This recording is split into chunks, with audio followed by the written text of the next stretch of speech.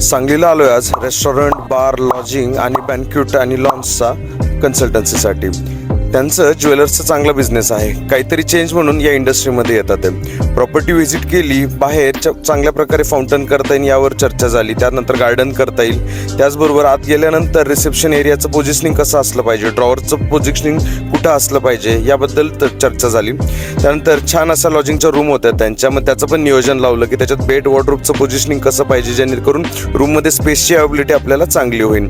आणि यानंतर अजून बऱ्याचशा गोष्टी की रेस्टॉरंटचा मेन्यू, त्याचं प्लॅनिंग, व्हेज नॉन व्हेज याचे किचन कसे सेपरेट्स करता येईल. किचनचं व्हिजिट करून किचनमध्ये जे काय आत्ताच्या भट्टीच्या ओल्ड पोझिशनिंग होतात जे त्यांना कन्सल्टंटनी दिल्या होत्या त्यांच्या किचनच्या इक्विपमेंटवाल्याने, तर त्या चुकीच्या होत्या. त्या कारण किचनमध्ये त्यांचं शेफचं जे फेसिंग होतं ते चुकीच्या दिशेला होत होतं की ते नाही असलं पाहिजे. तर यासाठी मग आपण त्यांना नवीन परत किचनचा लेआउट प्लॅन करून दिला. आणि त्याचबरोबर नेक्स्ट अजून बऱ्याच गोष्टींवर याच्यानंतर आमची चर्चा झाली. चालतंय, भेटूया उद्या. तोपर्यंत लाईक करा, फॉलो करा, शेअर करायला विसरू नका. Stay tune.